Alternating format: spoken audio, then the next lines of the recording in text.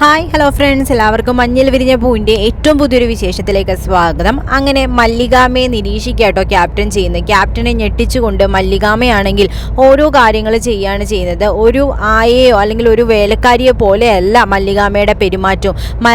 Captain പോലും അറിയാത്ത പല കാര്യങ്ങളും മല്ലികാമയ്ക്ക് അറിയാമെന്ന് മനസ്സിലാക്കുന്ന ക്യാപ്റ്റൻ അന്തം വിട്ട് നോക്കി നിൽക്കുകയാട്ടോ ചെയ്യുന്നത്. അപ്പം ക്യാപ്റ്റന് മനസ്സിലാവുന്നുണ്ട് തങ്കമ്മ നിസാരക്കാരിയല്ല, അവരെ നമ്മൾ ഉദ്ദേശിക്കുന്ന പോലത്തെ ഒരാളല്ല എന്ന് മനസ്സിലാക്കാട്ടോ ചെയ്യുന്നത്. ഇത് നേരെ പോയി ശംഖുവിനോട് ചോദിക്കുന്നുണ്ട്.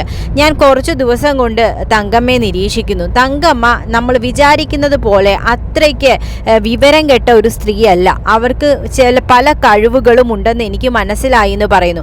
അവരുടെ പാസ്റ്റ് എന്താണെന്ന് ശംഖുവിനോട് ചോദിക്കുന്നു. അപ്പോൾ ശംഖു പറയുന്നുണ്ട്, എനിക്ക് പ്രത്യേകിച്ചൊന്നും അറിയില്ല, അവരൊരു ആയയാണ്, അങ്ങനെയാണ് എനിക്ക് കിട്ടിയെന്നൊക്കെ പറഞ്ഞ് ഒഴിഞ്ഞു മാറാൻ ശ്രമിക്കുന്നു. ശംഖു, ഉരുളാനായിട്ട് നോക്കണ്ട, ഞാൻ അവരുടെ പാസ്റ്റ് അന്വേഷിച്ച് കണ്ടുപിടിക്കുക തന്നെ ചെയ്യും. എനിക്കുള്ള ബന്ധങ്ങളൊക്കെ അറിയാമല്ലോ എന്ന് പറയുക കേട്ടോ ചെയ്യുന്നത്. അതുകൊണ്ട് ആ സമയത്ത് ശംഖു ഇത് തന്നെ പറയണമെന്ന് പറയുന്നു. ഇത് കേൾക്കുന്ന ശങ്കർദാസ് ഞെട്ടിത്തെരിച്ച് നിൽക്കുക കേട്ടോ ചെയ്യുന്നത്. പിന്നീടാണെങ്കിൽ ക്യാപ്റ്റൻ ആണെങ്കിൽ ശങ്കർദാസിനോട് പറയുന്നുണ്ട്, ഞാൻ അവരോട് കുറച്ച് സംസാരിക്കട്ടെ, ഇനി ശംഖുവിനൊന്നും എന്നോട് പറയാനില്ലല്ലോ, എന്നോടൊന്നും മറച്ചു വെക്കുന്നില്ലല്ലോ എന്നൊക്കെ ചോദിക്കുക കേട്ടോ ചെയ്യുന്നത്. പിന്നീട് മല്ലികാമ്മയുടെ അടുക്ക വന്നിട്ട് ചോദിക്കുന്നുണ്ട്, നിങ്ങൾ എവിടെയായിരുന്നു ഇത്രയും നാളും താമസിച്ചിരുന്നതെന്ന് ചോദിക്കുക കേട്ടോ ചെയ്യുന്നത്. അപ്പോൾ മല്ലികാമ്മ ഒന്ന് ഞെട്ടുന്നുണ്ട്. അല്ല, നിങ്ങളുടെ കൂടുതൽ ഡീറ്റെയിൽസ് ഞാൻ ചോദിച്ചില്ലല്ലോ, ആ സമയത്ത് പെട്ടെന്ന് നിങ്ങൾ വന്നു, എനിക്ക് അത്യാവശ്യമുള്ളതുകൊണ്ട് ഞാൻ നിങ്ങളെ ഇവിടെ ജോലിക്കെടുത്തു.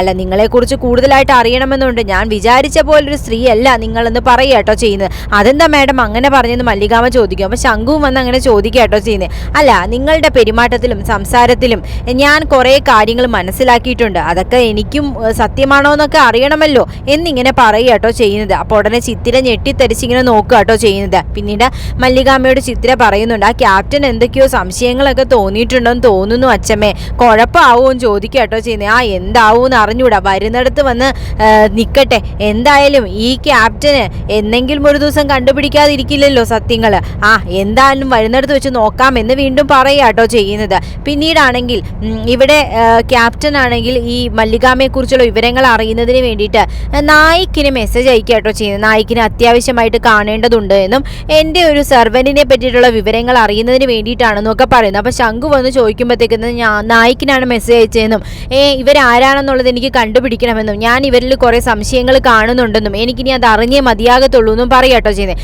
പിന്നീട് ശംഖു ആണെങ്കിൽ ചിത്തിരയോട് പറയുന്നുണ്ട്, ആകെ കുഴപ്പമാവുമെന്ന് മോളെ തോന്നുന്നത്, അച്ഛമ്മയെ കുറിച്ചുള്ള വിവരങ്ങൾ അറിയാൻ വേണ്ടി നായിക്കിൻ്റെ അടുക്കലാണ് ക്യാപ്റ്റൻ മെസ്സേജ് അയച്ചിരിക്കുന്നത്, അത് ഇനി എന്താവുമോ എന്തോ ഒന്നും അറിയത്തില്ലല്ലോ എന്നൊക്കെ പറയുക കേട്ടോ ചെയ്യുന്നത്. എൻ്റെ കൈവിട്ട് പോകുമെന്നാണ് തോന്നുന്നതെന്ന് പറയുന്നു. പിന്നീട് നായിക്ക് വന്ന് പ്രതിഭ എടുക്കുക പറയുന്നുണ്ട് കേട്ടോ, ക്യാപ്റ്റൻ ഇങ്ങനെ ഒരു മെസ്സേജ് അയച്ചെന്നും അവരുടെ വീട്ടിലൊരു സെർവൻറ്റ് കടന്നു കൂടിയിട്ടുണ്ടെന്നും അവരെ പറ്റിയിട്ടുള്ള വിവരങ്ങൾ അന്വേഷിക്കണമെന്നും പറഞ്ഞിട്ടാണെന്നും. കൂടുതൽ വിവരമൊന്നും എന്നോട് പറഞ്ഞിട്ടില്ല, ഞാൻ ഒരു ദിവസം അങ്ങോട്ടേക്ക് ചെല്ലാമെന്ന് പറഞ്ഞിട്ടുണ്ടെന്ന് പറഞ്ഞു. അത് മല്ലികയാണോ എന്ന് എനിക്കൊരു സംശയമുണ്ടെന്ന് നായിക്ക് പറഞ്ഞു. അങ്ങനെയാവുമോ, ക്യാപ്റ്റൻ്റെ വീട്ടിലോട്ട് കയറി ചെല്ലാനൊക്കെ ഉള്ള ധൈര്യം മല്ലികയ്ക്ക് ഉണ്ടാവുമോ എന്ന് പ്രതിഭ ചോദിക്കട്ടോ ചെയ്യുന്നത്. അവളായതുകൊണ്ട് ഒന്നും പറയാനായിട്ട് സാധിക്കത്തില്ല എന്നും പ്രതിഭ പറയുന്നു. എന്തായാലും സാധ്യത കുറവാണ് മാഡം, എന്തായാലും ഞാനൊന്ന് അന്വേഷിച്ചിട്ട് മാഡത്തിന് വിവരങ്ങൾ അറിയിക്കാമെന്നും പറയുന്നുണ്ട്. അവളെങ്ങാനും ആണെന്നുണ്ടെങ്കിലേ അപ്പം തന്നെ വലിച്ചിറക്കി അവളെ കത്തിച്ചേക്കണം നായിക്കെ, ഇനിയും മുന്നും പിന്നും ഒന്നും നോക്കണ്ട എന്ന് പറയുക കേട്ടോ ചെയ്യുന്നത്. അതിനോടിടയ്ക്ക് മല്ലികാമ്മയെ എങ്ങനെയൊക്കെ ബുദ്ധിമുട്ടിപ്പിക്കാമോ അങ്ങനെയൊക്കെ ക്യാപ്റ്റൻ ബുദ്ധിമുട്ടിപ്പിക്കുമ്പോഴും ക്യാപ്റ്റൻ്റെ അപകടം ഉണ്ടാവുമ്പോൾ മല്ലികാമ്മ ക്യാപ്റ്റനെ അതിൽ നിന്ന് രക്ഷിക്കുക കേട്ടോ ചെയ്യുന്നത്. ക്യാപ്റ്റൻ ഇങ്ങനെ തെന്നി വീഴാനായിട്ട് പോകുമ്പോൾ മല്ലികാമ്മ കയറി പിടിക്കുന്നു. അല്ല, വീണിരുന്നെങ്കിൽ ക്യാപ്റ്റൻ്റെ കൈയും കാലും ഒടിയുന്ന അവസ്ഥയാവും കേട്ടോ ചെയ്യുന്നത്. അപ്പോഴത്തേക്കും ക്യാപ്റ്റന് മനസ്സിലാവുന്നുണ്ട് കേട്ടോ, മല്ലികാമ്മ പല അവസരങ്ങളും തന്നെ രക്ഷിച്ചിട്ടുണ്ട്. പക്ഷേ ഇത് എന്തായാലും മല്ലികാമ്മ ചെയ്ത് വലിയൊരു കാര്യമായിട്ട് തന്നെ ക്യാപ്റ്റൻ കരുതുന്നുണ്ട്. അപ്പോൾ ക്യാപ്റ്റൻ പറയുന്നുണ്ട് കേട്ടോ, ഇന്ന് അവരെന്നെ രക്ഷിച്ചില്ലായിരുന്നെങ്കിൽ ഞാൻ ചിലപ്പോൾ നടുവും തല്ലി കിടപ്പായി പോയേനെ. പല സന്ദർഭങ്ങളിലും അവരെന്നെ സഹായിച്ചിട്ടുണ്ട്, അപ്പോഴൊന്നും ഞാൻ അവരോട് ഒരു തരി പോലും സ്നേഹം കാണിച്ചിട്ടില്ല. പക്ഷേ ഇതിനെനിക്ക് അവരോട് നന്ദി പറയണമെന്ന് പറഞ്ഞ് ക്യാപ്റ്റൻ മല്ലികാമ്മയുടെ മുമ്പിൽ നന്ദി പറയാട്ടോ ചെയ്യുന്നത്. നിങ്ങളുടെ നന്മ എനിക്ക് മനസ്സിലാകുന്നുണ്ട് എന്നും പിന്നീട് നിങ്ങളെ ഞാൻ പരീക്ഷിക്കുകയായിരുന്നെന്നും ഇപ്പോൾ എനിക്ക് മനസ്സിലായി നിങ്ങളൊരു നല്ല സ്ത്രീയാണെന്നും ഒക്കെ പറയുന്നുണ്ട് കേട്ടോ. അല്ല ക്യാപ്റ്റൻ, എന്താ ഇങ്ങനെയൊക്കെ തോന്നാനെന്ന് ചോദിക്കുമ്പോഴത്തേക്കും എനിക്കിപ്പോൾ അങ്ങനെയാണ് തോന്നുന്നത്, എൻ്റെ മനസ്സിൽ എന്ത് തോന്നുന്നു അത് ഞാൻ പ്രവർത്തിക്കുമെന്ന് പറയുന്നു. ഞാൻ നിങ്ങളെപ്പറ്റി അന്വേഷിക്കാൻ ആയിട്ട് നായിക്കിനോട് പറഞ്ഞിട്ടുണ്ടായിരുന്നു, നിങ്ങളിൽ എനിക്ക് കുറച്ച് സംശയങ്ങൾ ഉണ്ടായ സമയത്താണ് ഞാൻ അങ്ങനെ പറഞ്ഞത്. ഇപ്പോൾ എനിക്ക് തോന്നുന്നു അതൊന്നും വേണ്ടായിരുന്നത്, ഞാൻ ക്യാപ്റ്റനോട് അതിനെപ്പറ്റി ഞാൻ നായിക്കിനോട് അതിനെപ്പറ്റി ഇപ്പോൾ തന്നെ പറയുന്നുണ്ടെന്ന് പറയുക കേട്ടോ ചെയ്യുന്നത്.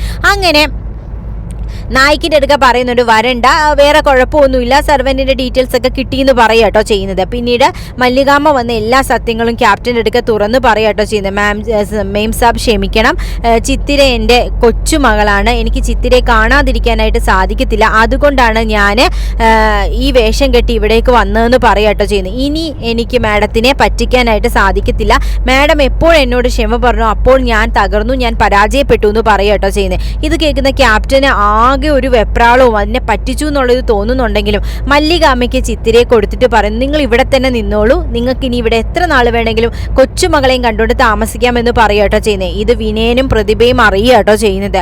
ഈ അമ്മ ഇപ്പൊ എന്തായി, ആ സ്ത്രീ ഇപ്പൊ അതേ ക്യാപ്റ്റന്റെ വീട്ടിൽ കടന്നുകൂടി, ഇപ്പൊ അവര് ലോഹ്യത്തിലായെന്ന് അറിഞ്ഞെന്ന് പറയാട്ടോ ചെയ്യുന്നത്. പക്ഷെ എന്ത് ചെയ്യാനാണ്, എന്തൊക്കെ വഴികൾ നോക്കിയിട്ട് അവരെ തമ്മിൽ അകറ്റാനായിട്ട് പറ്റുന്നില്ലല്ലോ. അങ്ങനെയാണ് ഈ ദത്തെടുത്ത ക്യാപ്റ്റന്റെ തലയിലേക്ക് ആ കൊച്ചിനെ എടുത്ത് വെച്ചത്. ഇപ്പൊ അതും ഇങ്ങനെയായി. അപ്പോൾ ഉടനെ സോന പറയുന്നുണ്ട്, താൻ കുഴിച്ച കുഴിയിൽ താൻ തന്നെ വീഴുന്നു, അതാണ് ഇപ്പൊ നടന്നിരിക്കുന്നത്. ഇപ്പൊ എങ്ങനെ ഇരിക്കുന്നു, മല്ലികാമയും ചിത്തിരെ നിങ്ങൾക്ക് അകറ്റാൻ പറ്റിയോ എന്ന് ചോദിക്കുമ്പോൾ വിനയം പറയുന്നുണ്ട്, എല്ലാത്തിനും ഞാനൊരു വഴി കണ്ട് വെച്ചിട്ടുണ്ടെന്നും അവരുടെ അന്ത്യം എൻ്റെ കൈകൊണ്ടായിരിക്കുമെന്നും ഒക്കെ പറയാട്ടോ ചെയ്യുന്നത്.